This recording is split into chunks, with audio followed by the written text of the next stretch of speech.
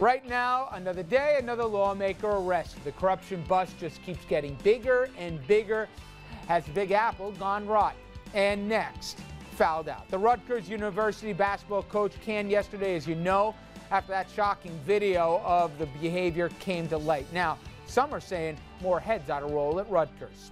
And later, we sit down with Sean Patrick Maloney, the congressman. He sounds off on gun control and how the sequester is actually really impacting people back home.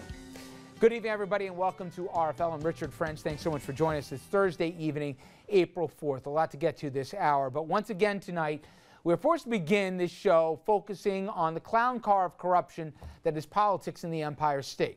As New Yorkers continue to shake their heads from the arrest earlier in the week of the guy on your screen there, State Senator Malcolm Smith is accused of trying to buy his way onto the New York City mayor's race, and Councilman Dan Halloran, riding shotgun, who apparently was trying to fatten his bank account while putting Smith's corruption plan into action. Now, we get word of yet another state government arrest and another separate resignation today. Now, you might want to hold your nose. We'll give you the latest from the scandal and the corruption sheet. And for that, let's bring in Andrew. And Andrew, it's not just the last week here. There is a pattern, as they say, developing. There is, but it's been a very good week for that pattern, Yes. Rich. The latest state lawmaker arrested and charged with abusing his office and the public trust is this man, Bronx Democratic Assemblyman Eric Stevenson. Stevenson accused of accepting bribes in exchange for crafting, backing, and generating legislation related to adult daycare centers, a bill that would have benefited the people accused of paying the Assemblyman off. Those bribe givers also arrested this morning. How did the feds crack the case? In part through yet another Assemblyman who cooperated with the investigation after he had been caught and secretly charged for his own bribery scandal. That Assemblyman, Nelson Castro, Democrat of the Bronx. Castro resigning from the Assembly effective Monday, apparently part of a deal that will keep him out of prison. Castro took office in January of 2009 and today said he'd been working with prosecutors since July of 2009 after his indictment in a perjury case. That makes 3 state lawmakers and a city councilman all arrested just this week and charged by the U.S. Attorney for corrupt practices. And says the U.S. Attorney, if that news makes you angry, it should. The people of New York should be more than disappointed. They should be angry. When so many of their leaders can be bought for a few $1,000s, they should be angry. When it is more likely for a New York state senator to be arrested by the authorities than to be defeated at the polls, they should be angry. More likely to be arrested than to be defeated at the polls. The U.S. Attorney prosecuting all the corruption cases announced this week. He went on to blast all lawmakers in Albany for ignoring a rule that the rest of us hear so often. If you see something, say something. What has been perhaps most disheartening is the deafening silence of the many individuals who, over the course of this investigation and other investigations, saw something and said nothing. They learned of suspicious and potentially criminal activity being conducted in the halls of the Capitol and elsewhere, and they said nothing. Stevenson and Castro now find themselves on this ignominious list. New York's Capitol crooks. 17 state lawmakers forced out of office over the past decade for corruption, bribery, or abuse of office. A list that would be considerably longer if we included New York City officials or even lawmakers busted for other disgraces like assault and battery, affairs with interns, DWI, or those who either lost re-election or didn't run again after their own accusations came to light. And Rich, I'm actually reading faster than the list that's scrolling as we go through. All right. I want to bring in our panel on this, and we've got a terrific group of folks who can speak to this, people who both covered Albany and New York State politics, and people who are on the inside, and also people who've held office. Let's bring Richard Brodsky, former New York Assemblyman and senior fellow at Demos and professor at NYU. Dominic Carter, political journalist and author. Bill O'Reilly, Newsday columnist and Republican consultant. And Andrew, who just went through the litany. Okay, let's leave what happened at the beginning of the week with Malcolm Smith for the moment aside, because we'll talk about how people get on bad. So let's just talk about what we learned in the last 24 hours. And if you believe the U.S. Attorney, and I don't see why you wouldn't, the pattern that has emerged here. Richard, he says this is endemic. This is not standalone, single items here or there, a few bad apples.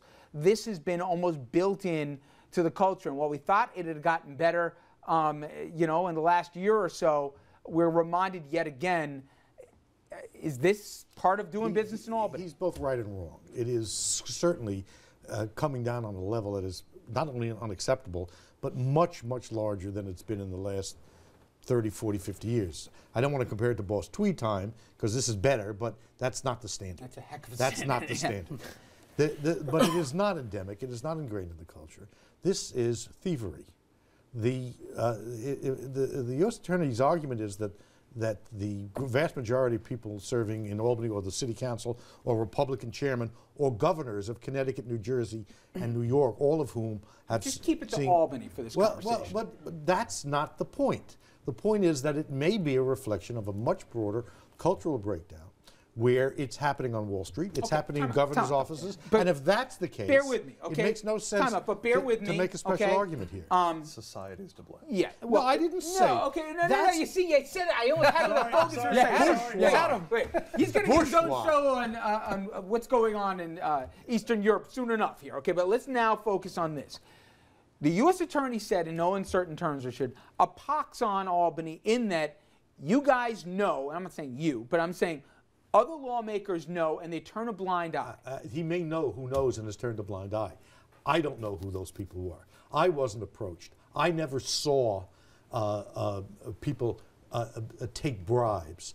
And if I had, I would have done something. Never heard whispers? Never heard? Yeah, I heard whispers. I heard whispers that people were of inappropriate sexual orientation. I heard whispers that they were crooks. I heard whispers they had mistresses. I heard and I heard that about journalists, not just about members of the legislature. Oh, you knew the fourth state was getting thrown in the bus here for a second. If the U.S. Attorney's point of view is, you hear a whisper, go talk about it. Dom, that's not the kind of America I want to live in. Dom, this is not a news story. This is a culmination of things coming to a head. Why does it happen as often as you think? I mean, I've got my theory, and Rich and I disagree, but the part-time job aspect of That's not it. I think that's not it. You know why it happens? They're crooks. It's that simple, Richard. All of them. Not all of them. I would never paint anybody with a broad say brush. If the U.S. Attorney, and I'm going to even include Bronx District Attorney Bob Johnson, why isn't he the one indicting these people? Why? Because he's part of the culture. The Bronx DA, the fellow Democrat, is not going after the Democrats in Albany. See no evil, hear no evil. The U.S. Attorney has to do it. But then Bob Johnson stands right behind him. Richard, a good deal of the legislature, for what we've seen the indictments in the last couple of days, you can indict half of the lawmakers in Albany. That's half. Irresponsible on a level that surprises me, even for you. Half. You can indict. Nonsense. You can indict half. okay, but Richard, wait a second. It's nonsense, and it's destructive nonsense. Okay, but here is my problem, which is, Bill, if I go to Albany, and if you believe, and he knows this better than I, but you too, Albany was designed to be 2 to 3 days, okay? Now it's 4 days, sometimes 5 days of work. They don't pay these guys, certainly what they can command for most of them, on the open market in terms of their lawyers, their whatever their professions. So it's been set up that you can have a side income, you can have a second profession, whether you're an attorney. Now, what do you think, coincidentally, people are going to want to retain you? You're not going to be working on their cases, you're just going to be working in Albany when they're in session. That's not you're these gonna, cases. But you know what? That's people not these cases. are going These to are these guys for thieves. access. I'm sorry, go right No, ahead. I think it's a couple of things, and I agree with Richard. I think the principal problem is men's souls. Men are not angels. In any field, you're going to have men are not angels. What the other problem is that there's so much available money in government and politics that this is going to happen. Give a hypothetical example for the public to understand why, when you have the access and you have bad actors, it's just too easy for this temptation to be realized. Well, I mean, I have an example that happened to me. 25 years ago, I was a Republican district leader in Manhattan. Somebody asked me to have coffee with him. Very nice older gentleman. He said his daughter had come from California. She was an attorney. Can I help her get into the corporation counsel's office? I've got a resume for you. Can you pass it along? Sure, I'm happy to do it. And you write, when you do it, based on its merit, can you look at this thing? So he passed over the resume, and I picked it up, and it was full of money. And he said, he was careful in how he couched it. He said, this is a donation for your political club, and it was cash. And I was embarrassed, and I said, oh, no. And I gave it back, and then he was embarrassed, and he said, I didn't mean to embarrass you, but I came out of Brooklyn and Meade Esposito politics, and this is the way things get done.